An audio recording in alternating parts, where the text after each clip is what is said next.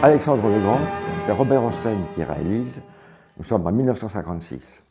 Robert Hossein est non seulement le réalisateur, mais il est aussi le scénariste et le producteur du film. Donc, c'est un véritable film d'auteur. Robert Hossein est un cinéaste et un homme très intéressant.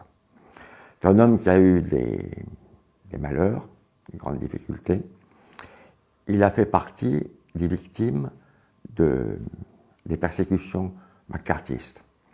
On l'a accusé d'être proche des communistes, d'être trop à gauche. Il n'a pas fait partie des 10 d'Hollywood, mais il a fini par craquer à la longue. Et ça l'a toujours marqué, sans doute. Et certains de ces films, on s'en rend compte. On s'en rend compte quand on voit L'Arnaqueur, qui est un de ses plus beaux films. On s'en rend compte quand on voit Ceux de Cordura, qui est dans notre collection du western, qui là aussi est un film très très très curieux sur sur le mensonge, sur le courage, ou le faux courage.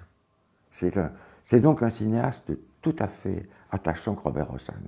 Donc là, il s'intéresse à la personnalité d'Alexandre, dont il dit d'ailleurs lui-même, il était un homme en avance sur son temps, un catalyseur, qui apparut dans un temps de nationalisme, chercha le premier à permettre aux peuples d'Europe et d'Asie à vivre ensemble.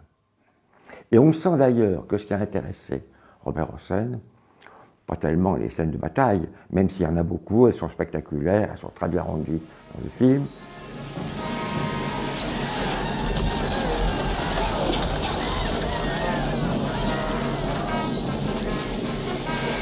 C'est en fait, psychologiquement, la psychologie de ce personnage très curieux, difficile, en partie mal dans sa peau, que les gens d'ailleurs ne parviennent pas à cerner.